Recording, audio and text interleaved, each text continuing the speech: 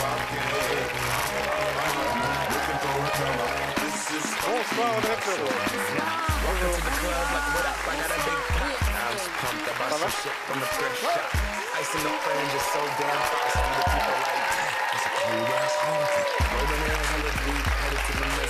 Bienvenue, comment ça va?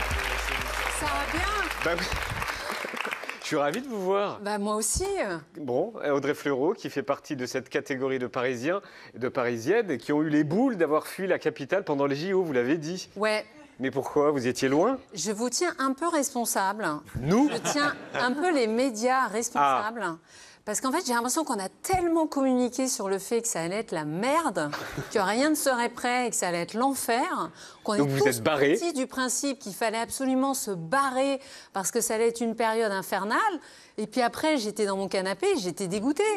J'ai bien senti que j'étais passée à côté de la liesse collective qui arrive une fois tous les je sais pas combien. 100 ans. Je suis complètement...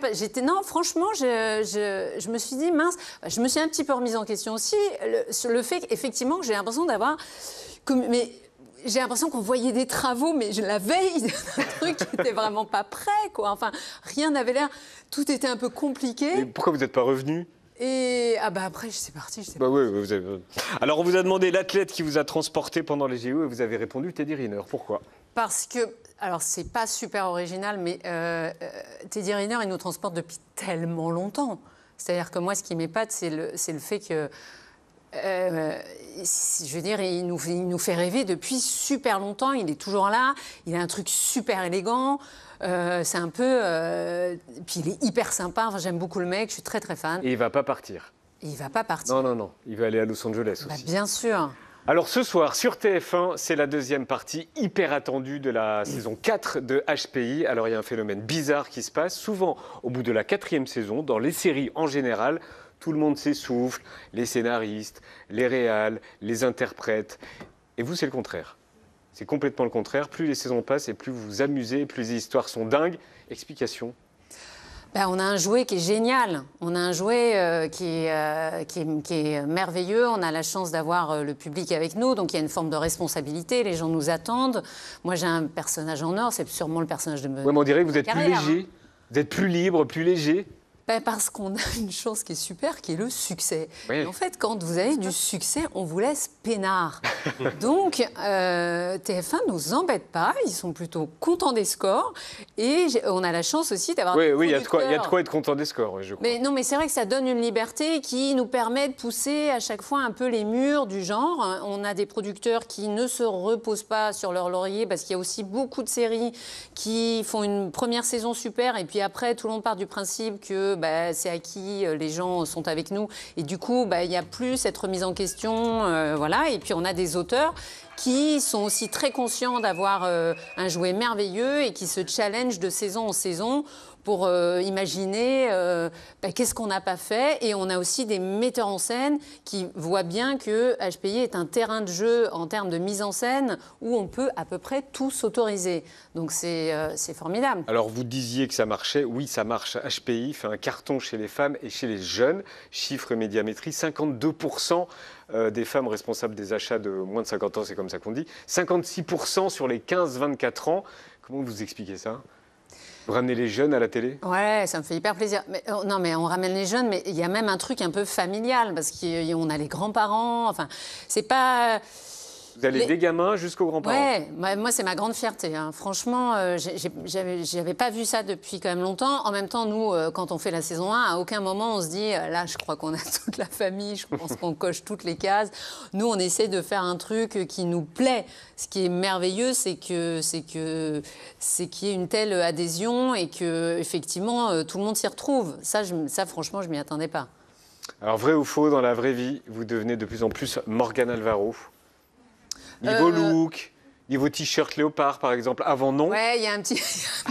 C'est-à-dire, je sais pas, j'imagine que, par exemple, quand vous vivez au Brésil, votre rapport à la chirurgie esthétique change. Parce qu'en fait, autour de vous, il y a un peu que des filles qui ont fait des trucs.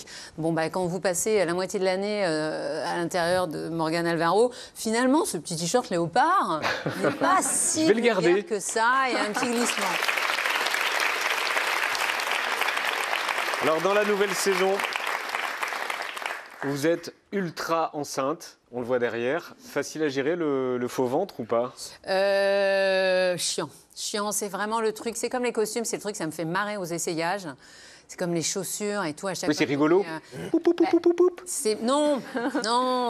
Non, parce que celui-ci pèse très lourd. Ah bon?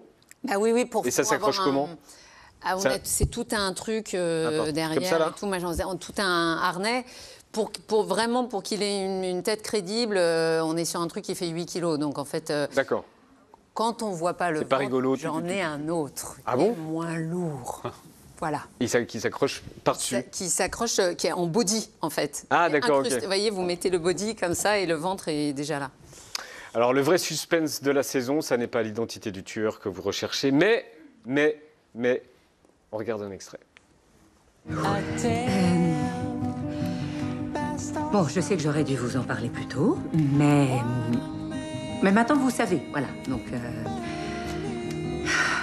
qui s'y colle?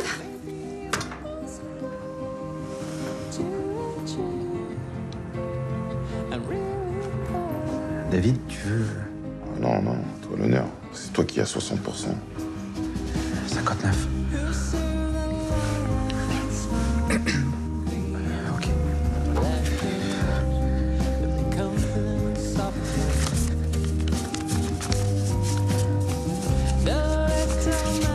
Est-ce que quelqu'un a un coupe-papier ou quelque chose?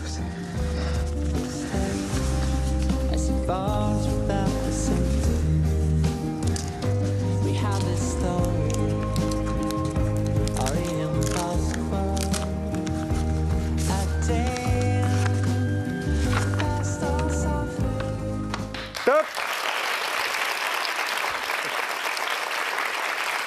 On peut dire quoi? Qu'est-ce qu'on peut dire? C'est la scène, c'est le climax, là. Heureusement que vous avez coupé. Ah ben on a coupé. On peut dire quoi? Rien? Oh ben, on ne peut pas dire grand-chose, On peut non.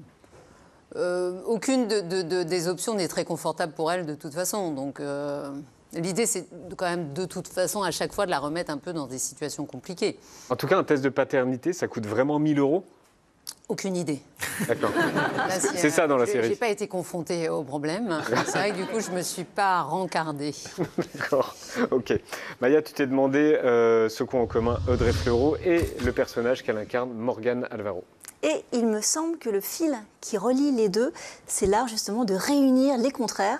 Chez Morgane Alvaro, là c'est vraiment clair, la structure du personnage repose sur des équations impossibles qui permettent de pulvériser les clichés. On a une femme de ménage, donc plutôt en bas de l'échelle sociale, mais HPI, donc tout en haut de l'échelle cérébrale. Pareil pour les travailleuses précaires, le cliché veut qu'elles soient dociles, mais Morgane Alvaro ne peut pas supporter l'autorité. Ne parlons pas du stéréotype de la mère poule qui en prend pour son grade, puisque dans la série, cette mère poule trimballe ses enfants dans ses enquêtes. Et dans cette saison, elle ignore donc carrément qu'il est mise enceinte, et ça, quand même, mine de rien, c'est un petit peu transgressif. Même chose au rayon des clichés, avec le fait qu'une mère soit quand même censée incarner l'adulte responsable par excellence. Sauf que Morgane Alvaro, c'est aussi une enfant par plein d'aspects, comme on le constate d'ailleurs sur les affiches où on la voit avec sa sucette, sa veste en moumoute et le pistolet à eau. Ce qui est marrant, c'est que même au niveau du corps, la série joue la carte du grand écart. On a une super-héroïne hyper glamour, comme on en voit dans les films américains, mais avec une attitude maladroite. Elle porte des vêtements sexy avec des mini-jupes, des décolletés, des imprimés léopards, mais associés avec des couleurs et des accessoires d'école maternelle. Et cet acharnement à créer du contraste m'a rappelé la définition des HPI selon Francis Scott Fitzgerald, donc l'écrivain américain. La grande intelligence, c'est de pouvoir faire tenir ensemble deux idées contradictoires tout en restant fonctionnelles. Bon alors ça, dans un monde de fiction, faire tenir ensemble les idées contradictoires, c'est possible, on accepte facilement, ça peut même aider au scénario parce que ça fait des personnages qui sont intéressants. Mais dans la vraie vie, là, c'est quand même une autre paire de manches. On a moins de tolérance pour les contradictions. Et ça, vous, Audrey Fleurot, vous êtes bien placée pour le savoir. Il y a beaucoup d'articles qui vous renvoient au stéréotype de la rousse incendiaire ou de la rousse flamboyante, qui vous gonflent, on se demande pourquoi. Alors que justement, les contrastes, vous les cultivez. On vous a vu tragique dans Un village français, mais on vous avait découverte comique dans le rôle de la dame du lac de la série Kaamelott. On vous a vu en robe d'avocate dans la série policière Engrenage, mais vous portez tout aussi bien la robe à froufrou dans le bazar de la charité. Et c'est pas terminé puisque j'ai vu qu'à l'avenir vous aimeriez jouer dans une comédie musicale, un film d'action coréen, de l'horreur, de la science-fiction et les liaisons dangereuses. Donc vraiment, l'art du contraste poussé à son maximum. On n'est pas très loin de Morgane Alvaro. Alors, oui, les liaisons dangereuses. Et on l'a appris aussi, la comtesse de Monte Cristo. C'est quoi cette histoire de la comtesse de Monte Cristo? Je vous la fais courte, mais il y a presque 3 ans maintenant, non 2 ans, je monte ma boîte de production et TF1 me passe une commande de monter le Comte de Monte Cristo au féminin. Je pense que c'est un peu une première qu'une chaîne... En série? Une commande, ouais, en série. Sur le coup, je fais waouh, est-ce qu'on est sûr de cette idée? Est-ce que c'est vraiment une bonne idée de féminiser pour féminiser? Et puis, je bûche quand même un peu sur le sujet. Évidemment, le film n'était pas encore sorti. Moi, c'est le roman de mon enfance. J'ai vu une bonne partie des adaptations. C'est quand même le roman qui a été le plus adapté. Je me dis, allez, je me refais tout le livre l'été. Je me suis revu beaucoup d'adaptations. Et en fait, je me suis dit, si je ne trouve pas la bonne porte d'entrée qui justifie de féminiser le personnage, j'y vais pas. Et vous l'avez trouvé? Et je suis hyper contente, j'ai trouvé. Et surtout, en fait, maintenant, je suis assez calée dans le roman. Le roman est tellement fleuve, parce qu'évidemment, il écrivait à la ligne, hein. C'est souvent les mêmes événements qui sont choisis pour être mis en scène. En fait, il y a énormément d'autres histoires parallèles qui ne sont pas mises en avant. Donc, en fait, c'est un chantier. Et puis, la série. C'est quoi la porte d'entrée? Parce que vous parliez de. Ah bon? Ah bah non. Mais je suis hyper contente. Mais ça a pris du temps, hein. Il y a vraiment eu pas mal de tentatives. J'ai failli baisser les bras en me disant non, c'est pas une bonne idée. Elle est développée, tout est écrit et tout? Oui. Ah oui, d'accord. Et vous tournez quand? A priori, septembre 25. D'accord, donc c'est pour... Ouais. D'accord. Ah oui, Ouais. c'est pas demain. Et puis, il y aurait eu trois adaptations, mais je crois que c'est vraiment... Il y a eu tellement d'adaptations que bon, je me suis dit, allez, c'est pas grave. Mais vraiment, je suis contente de la porte d'entrée, donc c'est un nouveau regard. Parlez-nous de cette porte d'entrée. Non, mais on ne sait jamais, elle va peut-être changer d'ici là. Moi, Et du coup, vous arrêtez HPI après la saison 5? Écoutez, c'est ça. Ouais, j'ai à peine envie d'en parler parce que je pense que ça va être plus dur pour moi que pour. Voilà, je pense que ça va être très dur. Je pense que c'est super de partir avant de lasser les gens. Ce que vous disiez, c'est qu'effectivement, cette saison 4, d'une saison à l'autre, on arrive à faire de mieux en mieux. Le personnage n'a pas lieu non plus de vivre 10 saisons. J'ai d'autres projets derrière, mais c'est un choix très raisonnable et raisonné de peur de décevoir les gens, mais ça va être très dur. Donc, on pourra toujours peut-être autoriser un petit spécial Noël. Ou voilà, un petit spécial Noël, un truc comme ça. Est-ce qu'on peut regarder la bande-annonce de HPI, mais version États-Unis? My name's Morgan Guillory. I'm your basic single mother of 3, a cleaning lady, and I'm what's called a high potential intellectual. Qu'est-ce que vous en avez pensé? J'ai pas vu. Elle a l'air moins faux-folle. Hein. J'ai l'impression que tout ça est plus sobre, non, hein? C'est ça. J'ai l'impression que tout ça est plus sage. C'est vrai qu'ils ont tourné plan par plan. Ouais. Et c'est d'ailleurs, rare, ça, hein, que dans ce sens-là, dans le sens France-États-Unis, qui tourne plan par plan. D'habitude, les Américains achètent un concept et puis se le réapproprient complètement. Là, je trouve que le metteur en scène devrait toucher des droits d'auteur. C'est-à-dire qu'à ce point de faire plan par plan, c'est assez fou. Maintenant, j'aimerais voir les épisodes en entier et... Je suis hyper curieuse. Pour moi, c'est un objet qui est assez...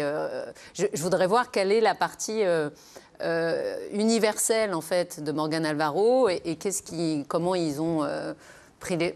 Tout le monde est plus beau, tout le monde a le cheveu beaucoup plus brillant, tout le monde est... C'est, à mon avis... Plus lisse. Oui, tout est un peu plus lisse. Et puis, il manque la brique de Lille. Et ça, c'est quand même un personnage central.